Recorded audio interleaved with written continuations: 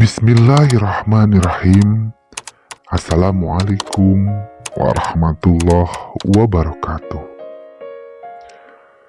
Berjumpa kembali bersama saya Zamare di video ke-13 Tuhan Tidak Pernah Iseng, yang masih akan membahas segala kemelut perasaan hati saya dengan segala kekisruhan pikiran yang begitu menyiksa. Harus mencintai orang yang tak boleh saya cintai. Ketika saya harus merindukan orang yang tak seharusnya saya rindukan. Dan ketika saya mencemburui orang yang tidak pantas saya cemburui. Sehingga menghasilkan tekanan batin cinta yang sungguh menyiksa dan membuat diri ini tampak begitu bodoh adanya. Sebait goresan pena pernah saya tulis di dalam diari kala itu, mengungkapkan perasaan hati yang tidak tahu arahnya. Cintakah yang merasuki hatiku? Bila rinduku selalu tertuju padanya. Bila kebahagiaanku kian terasa saat berada dekat dengannya. Dan aku menjadi begitu tersiksa saat jauh darinya. Padahal yang aku rasakan belum tentu dia juga merasakan. Selain tak mungkin dia membalas cintaku, tak mungkin juga dia jadi milikku. Karena dia sama seperti diriku. Aku dan dia sama-sama lelaki. Masih tersimpan catatan puisi itu di dalam diary saya. Beban cinta yang dirasakan oleh saya semakin berat, membuat batin ini semakin tertekan dengan segala keadaan. Sungguh ini sangat menyiksa. Di balik semua kebahagiaan yang tampak di permukaan karena atas nama persahabatan saya dengan Boy juga teman-temannya. Dan mereka benar-benar membuat saya lupa diri akan masa lalu. Namun, ada yang tidak pernah mereka tahu sesungguhnya. Saya tersiksa dengan perasaan cinta pada satu orang pujaan hati diri ini, yaitu Boy. Hanya saya dan Tuhanlah yang tahu keadaan itu. Namun, sekuat apapun saya berusaha tampak biasa saja, ada saat di mana kekuatan saya itu rapuh dan tak bisa disembunyikan. Penyebab paling sulit yang saya lawan adalah kecemburuan. Seperti di video sebelumnya, saya ceritakan kalau saya sering sekali dilanda cemburu buta yang tak bisa terkatakan. Ingin marah, tapi apa alasannya? Ingin membenci, tapi tak pernah saya punya daya untuk membenci dia. Cinta saya mengalahkan segalanya, yang pada akhirnya saya telan sendiri kepahitan itu semua. Dan kebodohan lain pun terjadi oleh karena cemburu dan rindu beradu saat itu. Berawal pada satu hari yang tak seperti biasanya. Biasanya, setiap pagi ketika sebelum bel masuk kelas berbunyi, Boy dan teman-temannya menyempatkan bermain basket di lapangan depan kelas. Tapi saat itu Boy tidak terlihat di sana. Saya mengira mungkin kalau dia tidak masuk sekolah. Entahlah apa penyebabnya. Ternyata memang benar adanya. Saat bel masuk pelajaran pertama, semua siswa masuk kelas. Dan Boy tidak tampak batang hidungnya dan tidak menemani saya di tempat duduk seperti biasa. Ya, dia tidak masuk sekolah hari itu. Mulai ada kehampaan yang tiba-tiba merebak dalam diri saya. Seakan ada yang hilang rasanya. Betapa tidak, pujaan hati yang setiap hari selalu bersama, mengisi suka dan duka yang selalu dirindukan jika malam tiba. Hari itu, dia tidak tampak di depan mata. Bahkan, kabarnya pun tidak ada. Saya tidak bisa konsentrasi pada pelajaran hari itu. Tidak ada pelajaran yang menempel di otak saya satupun. Saat istirahat pelajaran tiba, saya mencoba mencari tahu informasi pada Hendra dan Rio sebagai teman dekat Boy.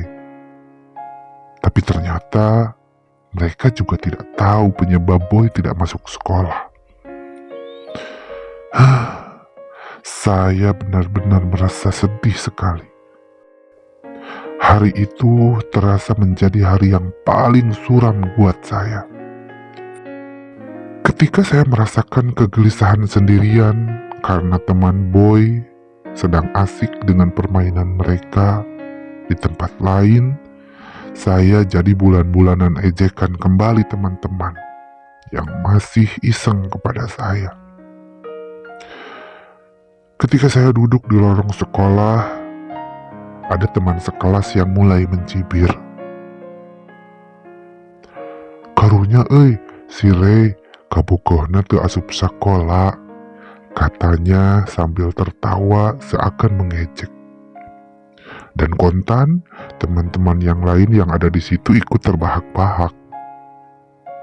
"Heh, Ray, maneh ngarti teu, mun di sakola ieu teh geus jadi berita terkenal.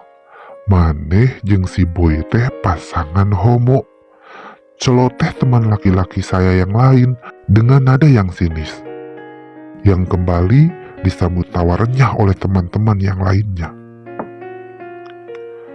Bagai petir yang menyambar saya di siang bolong, kalimat itu membuat saya naik pitam. Lalu saya berdiri. "Tong sembarangan ngomong lah. Urang jeung si Boy teh babaturan biasa. Pan maneh ge nyararaho," elak saya mencoba membela diri. "Terus naon maksudna urang jeung si Boy disebut homo? Emang naon agi artina homo teh?" Tanyaku polos sepolos-polosnya. Karena jujur, saat itu saya benar-benar tidak pernah tahu apa arti kata homo sesungguhnya. Gelak tawa teman-teman pun kembali bergemuruh. "Ah, maneh mah pura-pura wae, Rey. Homo teh nyaeta jiga maneh jeung si Boy, sarua lalaki tapi bobogohan," timpal teman lain sambil membuat bulatan daun waru dengan kedua jari telunjuknya. "Ih, sieunnya ih, kade sia Rey, eta teh dosa," sambungnya menegaskan lagi. Saya yang sudah mulai tahu maksud ejekan mereka langsung terduduk lesu, menundukkan kepala dengan wajah merah padam. Saya sama sekali tidak mampu berkomentar apa-apa lagi. Saya membeku dalam diam. Namun otak dan hati ini seakan mengatakan iya pada kata-kata teman-teman saat itu. Iya, saya memang cinta sama Boy. Iya, saya jatuh hati sama Boy. Dan iya, saya ingin sekali jadi pasangan Boy. Tapi saya sadar, Boy tidak mungkin seperti saya. Boy tidak mungkin mencintai saya. Karena yang saya tahu, Boy pujaan lelaki wanita. Dan dia tidak seperti saya yang menyukai laki-laki. Gejolak kesedihan hati saya karena hari itu Boy tidak ada, ditambah ejekan teman-teman yang membuat malu diri ini, kembali saya terima. Tapi saya cuma bisa diam. Sampai akhirnya waktu masuk kelas pun datang. Semua siswa kembali ke bangku kelas masing-masing. Rio, Hendra, juga Iwan yang dari tadi main basket pun kembali ke kelas. Mereka yang biasanya membela saya saat itu tidak tahu kalau saya diledek teman-teman. Dan saya tidak berani mengadu. Andaikan hari itu ada Boy, mungkin dia yang paling depan membela saya. Sayang sekali dia tidak ada.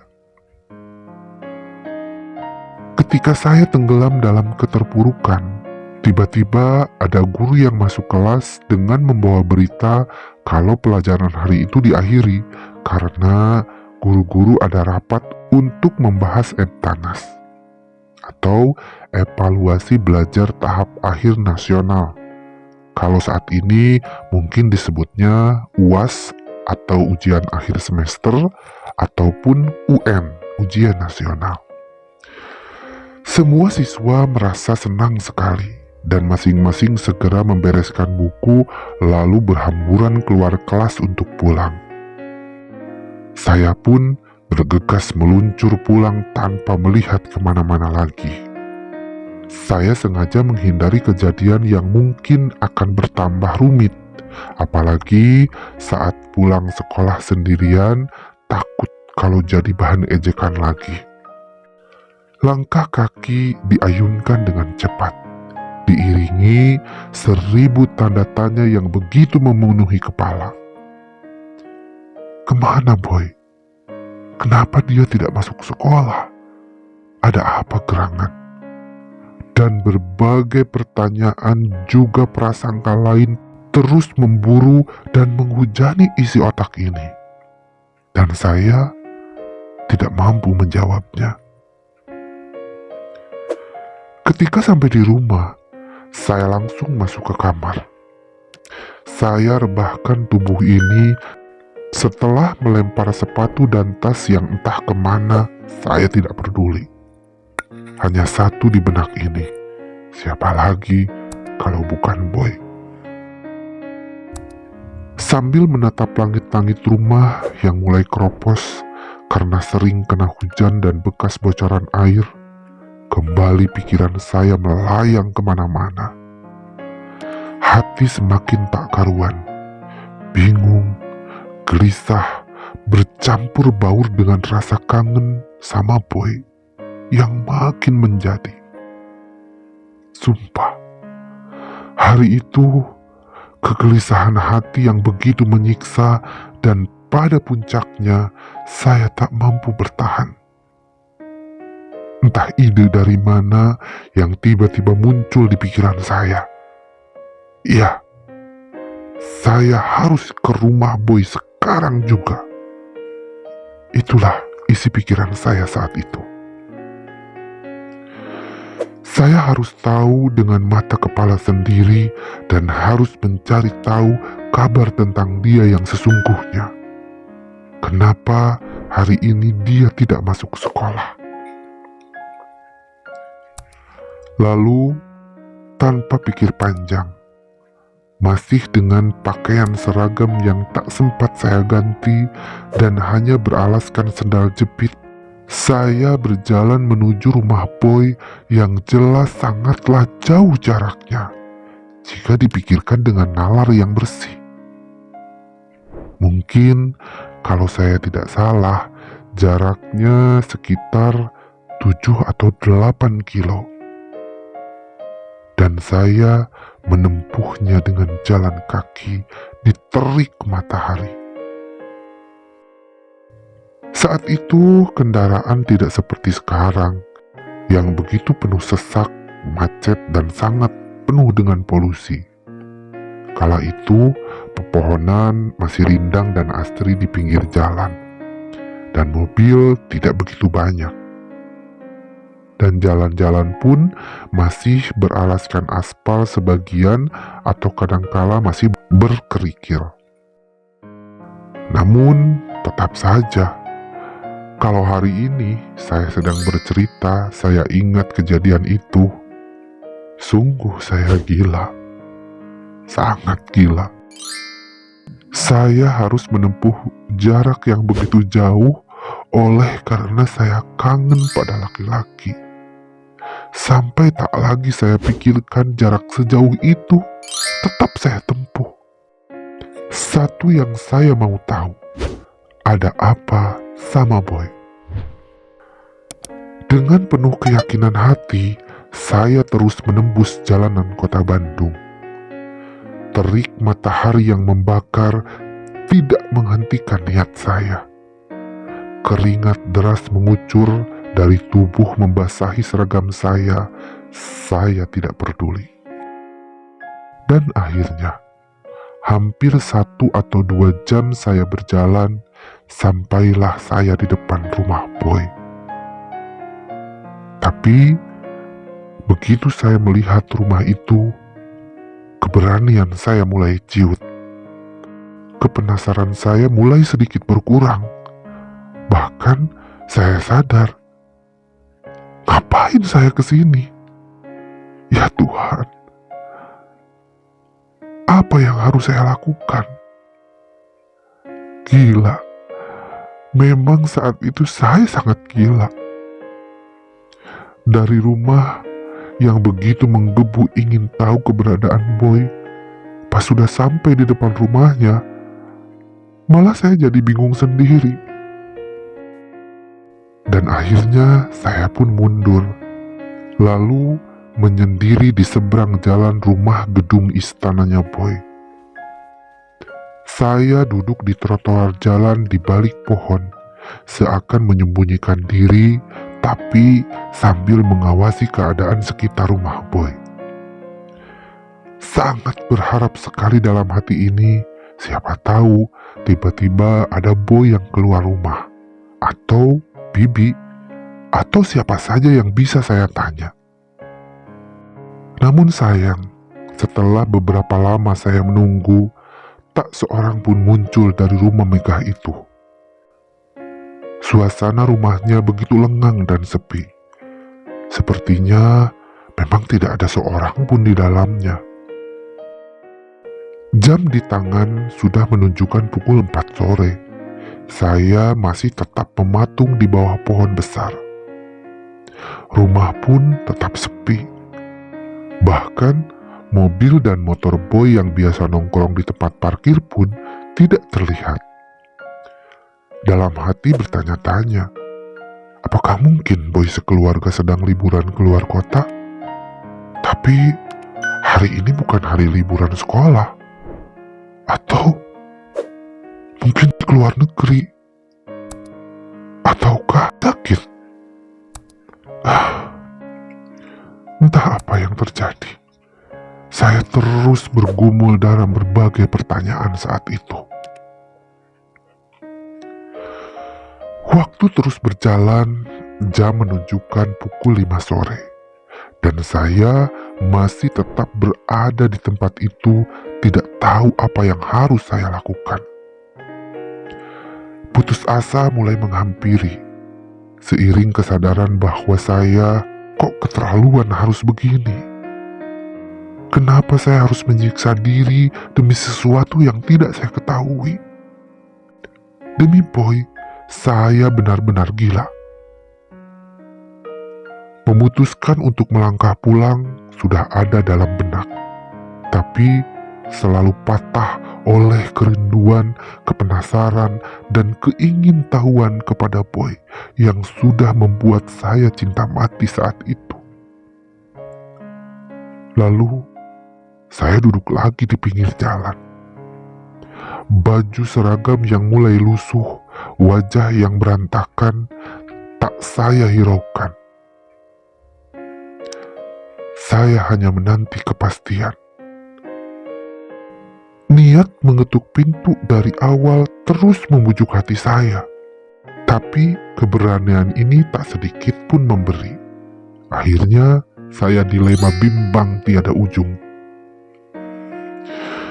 Di tengah kebimbangan itu, di antara peperangan batin, terus menunggu atau harus pulang, tiba-tiba semua itu buyar oleh suara deru motor yang tak asing di telinga saya. Ya, tidak salah. Itu suara motor Boy. Dan benar adanya. Dari balik pohon saya lihat samar-samar Boy dengan motornya yang hampir melintas di hadapan saya.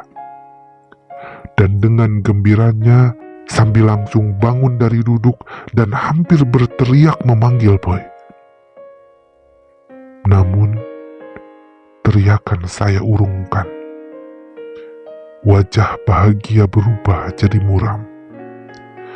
Jantung seakan berhenti berdetak saat itu juga. Dan mata mulai hangat oleh aliran darah hati yang retak kala itu. Ada apa gerangan? Kenapa saya tidak jadi menyapa Boy? Dan mengapa saya begitu berubah menjadi sedih? Tunggu kelanjutan ceritanya di video berikutnya. Jangan lupa untuk like, komen, share, dan subscribe channel Tuhan Tidak Pernah Iseng. Terima kasih.